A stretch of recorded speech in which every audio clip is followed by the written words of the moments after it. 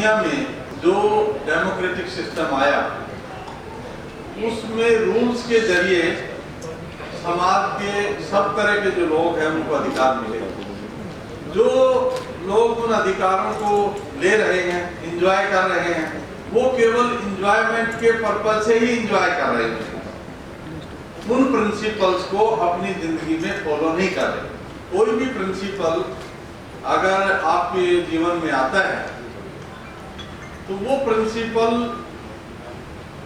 जब आप अपनी जिंदगी में उतारते हैं, जैसे बाबा साहब डॉक्टर अंबेडकर ने हमारे संविधान में कुछ अहम मूल्य दिए, जिसमें इक्वलिटी का मूल्य, सब लोग बराबर होंगे, कोई सामाजिक गैर बराबरी नहीं होगी, सबको बराबर डिग्निटी होगी।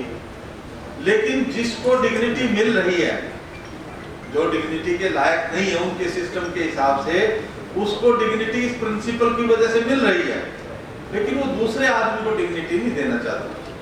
वो गैर बराबरी, ग्रेडेशन का सिस्टम फॉलो करना चाहता है। ये एक पर्सन है जिसके ऊपर हमें सोचना चाहिए,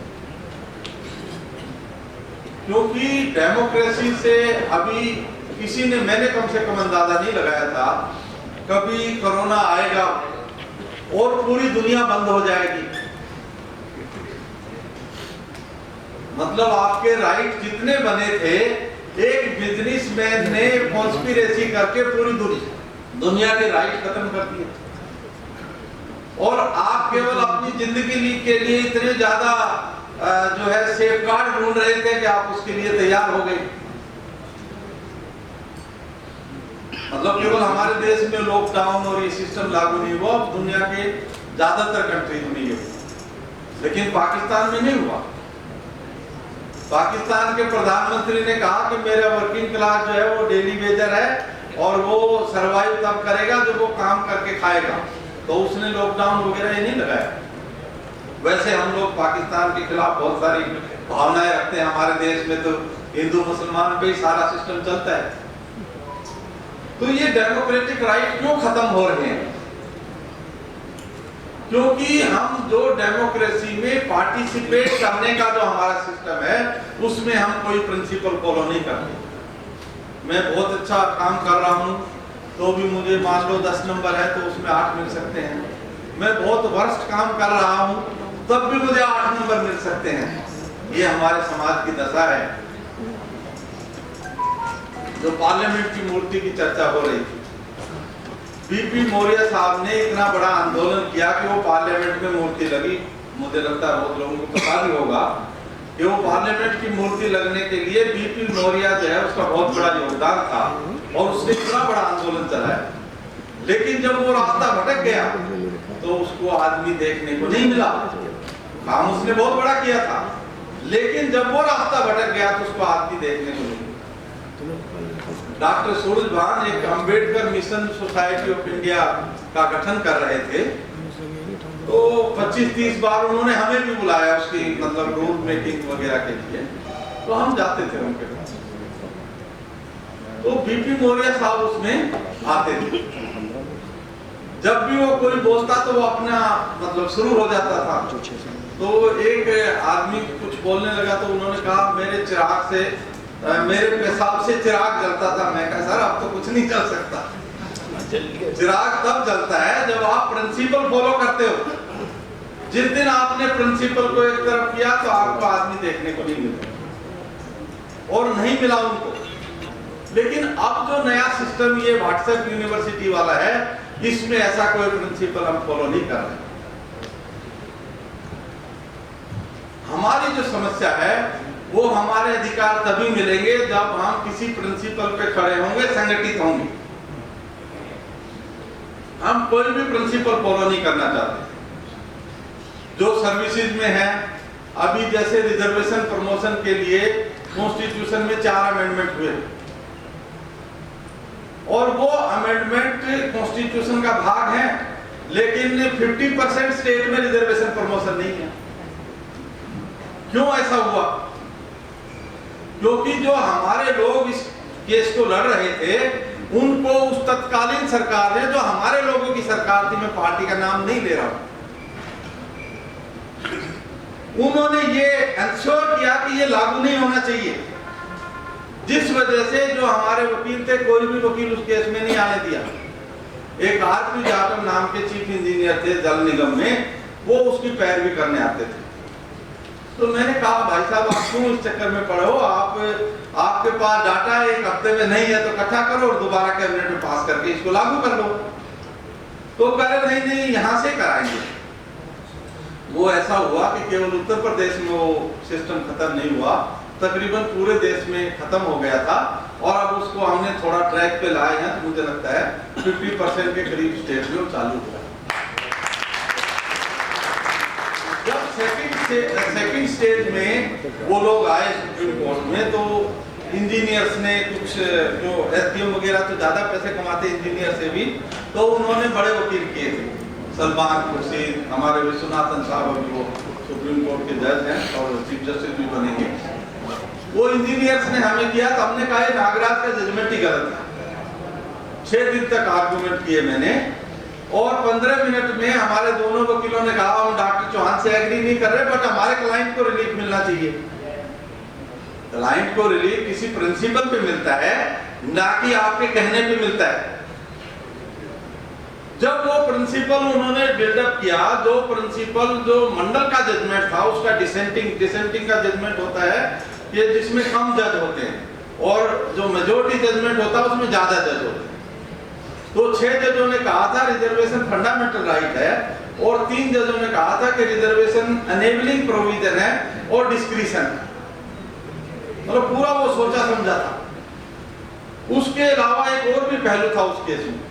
उस केस में 2 जज, 2 में से एक जज थे जस्टिस दलबीर भंडारी जो आईसीजे के जज हैं, और वो 27 अप्रैल 2012 को आईसीजे के जज हो गए। 1 महीने पहले से छुट्टी ले रखी थी उन्होंने। तो हम लोगों ने उसका आरटीआई में लिया कि भाई वो कब से कब छुट्टी पे है, और वो अमेरिका में थे, वहीं से रिजाइन कर दिया, तो यहाँ दस्तखत करने का मतलब नहीं है। लेकिन जो हमारे जो मतलब उस पार्टी में काम करने वाले लोग थे, 4 एमपीओ के पास मैं खुद भी गया था, और हमने समझाया कि पार्लियामेंट में उठाओ, दूसरे जज के तो दस्तखत ही नहीं हो सकते इसमें, लेकिन उन्होंने उसको उठाने से मना कर दिया। तो ऐसी पार्टी भी चला के आप क्या करोगे, जो आपके अधिकार के लिए, प्रिंसिपल के लिए खड़ा नहीं हो सकती? ऐसी पार्टी मुझे लगता है आप चला के कुछ भी नहीं कर सकते। इसलिए प्रिंसिपल जो है सबसे अहम है जिंदगी में। अगर आप प्रिंसिपल पे खड़े नहीं हो सकते तो आपको कोई अधिकार नहीं मिल सकते। कितनी अनटचेबिलिटी थी, कितना डिस्क्रिमिनेशन था, वो झोरीलाल साहब ने आपको बताया। और वो हमारे से 10 साल 15 साल तो बड़े होंगे, तो उनको जो एक्सपीरियंस है हमारा उनसे कम ही रहा हो, क्योंकि जो डिस्क्रिमिनेशन का सिस्टम था वो दोबारा रिवाइव हो रहा है। अभी आज हम आपको कम्युनिकेट कर रहे हैं, आपको समझ में भी आ रहा है। 10 साल बाद जो यहाँ बैठे होंगे उनको समझ में नहीं आएगा। हरियाणा जैसे छोटे प्रदेश में 4000 स्कूल बंद हो गए। उत्तर प्रदेश में 50,000 के करीब कहते बंद हो गए। हालांकि उनकी फिगर मुझे एग्जैक्ट नहीं है, पर हरियाणा वाली जो है एग्जैक्ट फिगर है। हम मध्य प्रदेश गए किसी मीटिंग में, 250-300 किलोमीटर तक कोई पब्लिक ट्रांसपोर्ट का सिस्टम ही नहीं था। तो इसके लिए जिम्मेवार कौन है? क्योंकि आप टीवी में देख के और ये व्हाट्सएप यूनिवर्सिटी में देख के सारे फैसले कर देते हो, और उसमें ये डिसाइड करते हो मैंने तो इसको देना है क्योंकि ये मेरी जाति का है, क्योंकि ये मेरी कास्ट की पार्टी है तो मैंने इसको वोट देना है। ऐसे नहीं चलेगा। बाबा साहब डॉक्टर अम्बेडकर ने बहुत सारे प्रिंसिपल डेवलप किए, लेकिन उन प्रिंसिपल्स को हम केवल उनकी मूर्ति देख रहे हैं। सुप्रीम कोर्ट में 26 नवंबर 2023 को मूर्ति लगी। अभी 14 अप्रैल को हुआ तो आपस में 2 ग्रुप हो गए वकीलों के। मतलब हमारा वो मूर्ति से कुछ मतलब नहीं है। हमारी राजनीति जो है वही एक हमारा एजेंडा रहता है। बाबा साहब डॉक्टर अम्बेडकर का बहुत ज्यादा कंट्रीब्यूशन है। अगर हम उसको दिन रात भी याद करें, शायद संभव नहीं है कि हम पूरा उसको बता सकें, लेकिन जो प्रिंसिपल उन्होंने डेवलप किए, जिन प्रिंसिपल्स की वजह से हमें फायदा हुआ, कम से कम हम उन प्रिंसिपल्स को तो माने। अगर हमें लगता है कि कोई प्रिंसिपल हमारे खिलाफ है या प्रिंसिपल जो है उससे हमें फायदा नहीं हुआ तो हम उसको ना माने। लेकिन जो प्रिंसिपल हमने एस्टेब्लिश किया समाज में, उस प्रिंसिपल की वजह से आज हमें यहाँ बोलने का अधिकार है। जहाँ हम गाड़ी चलाते हैं वहां में नंगे पैरों के चलना अलाउड नहीं था। अभी जोहरीलाल साहब कह रहे थे, बच्चे कहते वो हमारे जमाने में अलग वो था, क्योंकि उसका कारण ये है कि हम गांव से या अपना जो भी रूरल बैकग्राउंड का आदमी है उससे कनेक्टिविटी हमारी नहीं रहती, और ज्यादातर हमारे लोग एक स्टेज के बाद फिर उनका कोई संबंध भी नहीं रहता। उसका भी कारण मैं समझता हूँ, क्योंकि हमारा गांव में कुछ है ही नहीं। एक कच्चा पक्का किसी का घर है, कोई जमीन नहीं है, कुछ नहीं है, तो फिर वो एक दो बार जाएगा, उसके बाद उसको लगता है गांव में क्या जाना। तो ये जो पूरा प्रोसेस है, इस पूरे प्रोसेस की वजह से आज हमारी सामाजिक जो अभी चिंता करने की चीज है उसके ऊपर हमें चिंता करनी चाहिए। हमें बराबरी का अधिकार मिला। बराबरी के अधिकार की वजह से जाति का काफी हद तक विनाश हुआ। लेकिन जो पॉलिटिकल पार्टी बहुजन के नाम से बनाई वो भी दलित की पार्टी हो गई, उसका एजेंडा ही दलित से बाहर नहीं है, और आहिस्ता आहिस्ता वो केवल जाति की पार्टी हो गई। जो ददवा जो 40 सीटें जीत के देता था वो उस पार्टी ने उसको मार दिया। आप जो वोट देते केवल उससे चुनाव नहीं जीतते हैं। चुनाव वोटिंग मशीन और ये सारा सिस्टम क्यों आया? ये वोटिंग मशीन भी केवल उसी पार्टी को काउंटर करने के लिए आई, लेकिन उस पार्टी का जमीन से कोई लगाव नहीं था।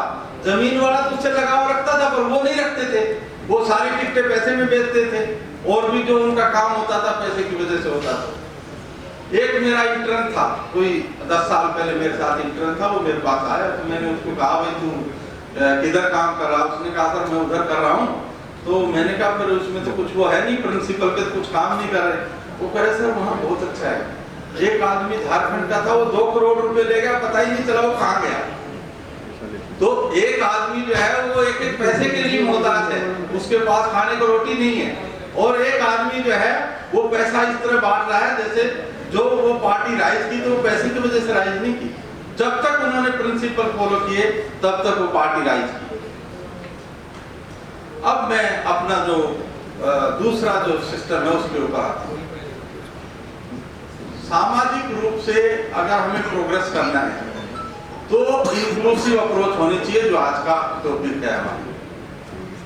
अब ये इंक्लूसिव अप्रोच कैसे हो सकती है? जब हम किसी फार्मूले के तहत एक कॉम्बिनेशन बना के काम करें। हमारे देश में, हमारे समाज में जाति व्यवस्था है जो बहुत ज्यादा डीप रूटेड है, और एक बार जब आपकी कास्ट पता लग जाती है तो इतना ग्रेडेशन है कि वो आपसे इमीडिएट ऊपर वाली कास्ट वाला आदमी भी आपको इंफीरियर मानता है और आप उसको इंफीरियर मानते हैं। ये हमारे समाज की साइकोलॉजी। जब वो दोनों आपस में उनका कोई लगाव ही नहीं है। क्यों लगाव नहीं है? बेसिकली उनमें कोई डिफरेंस नहीं है, वो भी उतना ही डिस्क्रिमिनेशन फेस कर रहा है, दूसरा आदमी भी उतना ही कर रहा है। लेकिन जो सामाजिक हमारी जो मानसिकता है, उस मानसिकता में इतना ज्यादा ग्रेडेशन डिग्रेडेशन का सिस्टम भर दिया गया कि हम उससे बाहर सोच नहीं पा रहे। हमारे जो स्टूडेंट्स हैं हमारे बीच में, ये कितना समझेंगे ये आगे आने वाला वक्त बताएगा। अभी जो प्राइवेटाइजेशन के नाम से जो एजुकेशन चल रही है, शुरू में उस एजुकेशन में थोड़ी अच्छी एजुकेशन मिलती थी। अब प्राइवेट एजुकेशन भी स्कूलों में उतनी अच्छी नहीं है, और हायर एजुकेशन तो आप दे ही नहीं पाएंगे, क्योंकि पहले एम्प्लॉयमेंट था तो आप नौकरियों में अच्छी सैलरी ले रहे थे। अब एक एमटेक करके इंजीनियर 20,000 15,000 में नौकरी कर रहा है, तो अब वो आप कितना अपने बच्चे को पढ़ा पाएगा? कौन सा दूसरा सपोर्ट कर पाएगा? एक ही जो एमसीडी में सफाई कर्मचारी काम कर रहा है रेगुलर बेसिस पे, वो 45,000 50,000 रुपए उसकी तनख्वाह है। हमारे सिंह साहब बैठे, इनको 2.25 लाख के करीब जो है पेंशन मिलती है। डिस्ट्रिक्ट जज रहे बहुत लंबे टाइम तक, तो इतना पेंशन मिलती है। आज उतनी सैलरी भी नहीं मिलती। तो ये जो पूरा सिस्टम है, इस पूरे सिस्टम को हमें रिस्ट्रक्चर करने के लिए काम करना चाहिए, और उसमें मैं भी अगर गलत चलता हूं तो मुझे भी छोड़ना चाहिए, आपको अल्टरनेटिव ढूंढना चाहिए। ये कोई नहीं है कि भाई आज मैं हो सकता है सही बात कर रहा हूँ, कल को हो सकता है मैं भी पथभ्रष्ट हो जाऊं। क्योंकि अगर समाज को आगे बढ़ाना है और एजुकेशन के ऊपर हमें ध्यान देना है, एजुकेशन जो नया सिस्टम है इसमें अभी नेशनल लॉ यूनिवर्सिटी होती है, NLU एक लॉ के लिए उन्होंने खोला है, उसमें इन जनरल 2 लाख 2.5 लाख रुपए पर ईयर जो है पर सेमेस्टर फीस है। तो अगर 2 लाख हम 1 साल का भी मान लें तो 5 साल में 10 लाख तो उसका फीस हो गया, तो तकरीबन आप मान के चलो 6-7 लाख रुपए बच्चा और भी खर्चा करेगा। अब आप नौकरी 20,000 वाली कर रहे हैं तो आपको इतनी इनकम ही नहीं है, तो आप अपने बच्चे को कैसे पढ़ाएंगे? ये ओएनजीसी वालों पे लागू नहीं होता है, उनका पे स्ट्रक्चर हो सकता है ज्यादा हो, लेकिन जो नए सिस्टम में जो कॉन्ट्रैक्ट सिस्टम में भर्ती हुए वो तो उतना ही पा रहे होंगे, मुझे लगता है उनमें कोई अंतर नहीं होगा। तो ये जो सारी व्यवस्था है इसको चेंज करने के लिए हमें कोई भी मजबूत सरकार की जरूरत नहीं है। ये जैसे मोदी 303 सीटें लेके आया तो उसने पूरा बेड़ा गर्क कर दिया। हमें अगर कोई अच्छा कैंडिडेट अपने एरिया में लगता है उसके ऊपर हम चेक रख सकते हैं। केवल ये नहीं है कि भाई वो कैंडिडेट ही अच्छा, उसके ऊपर हमारा चेक भी होना चाहिए। ये नहीं जीतने के बाद वो भी वैसा ही करें। वैसे जो पार्टी सिस्टम है इसमें जीतने के बाद कैंडिडेट के हाथ में बहुत ज्यादा कुछ नहीं है। जो एंटी डिफेक्शन लॉ आया 1985 में, एंटी डिफेक्शन लॉ के बाद आज पार्टी व्हिप इशू कर देती है। अगर आप उस व्हिप को वायलेट करते हो तो आपकी मेंबरशिप चली जाती है। तो उस समझौते में कोई भी एमपी इफेक्टिवली कोई पार्टिसिपेट नहीं कर पाता। आज हम आपके लिए लेकर आए हैं बहुजन समाज की एक ऐसी किताब, कहीं हम भूल ना जाएं, एक ऐसी ऐतिहासिक किताब है जिसके अंदर आपको ऑडियो वीडियो देखने को मिलना है। ये पहली बहुजन समाज की ऐतिहासिक किताब है जिसके अंदर आप वीडियो भी देख सकते हैं। अब किताब के अंदर कैसे वीडियो देख सकते हैं ये मैं आपको पहले दिखा दूं। आइए तो हम देखते हैं। सबसे पहले आपने करना ये काम है कि किसी भी पेज पर मोबाइल द्वारा आप गूगल पे जाएंगे और गूगल पे जाने के बाद आपको कैमरे का निशान नजर आता है। इस कैमरे पे आप क्लिक करेंगे तो ये QR कोड को स्कैन कर लेगा। स्कैन करने के बाद यहाँ पर आप देखेंगे ये लिंक आ गया। आप जैसे लिंक पर क्लिक करेंगे आपकी वीडियो चालू हो जाएगी, यानी कि आपको एक सटीक जानकारी मिलने वाली है, एक ऑथेंटिक जानकारी मिलने वाली है।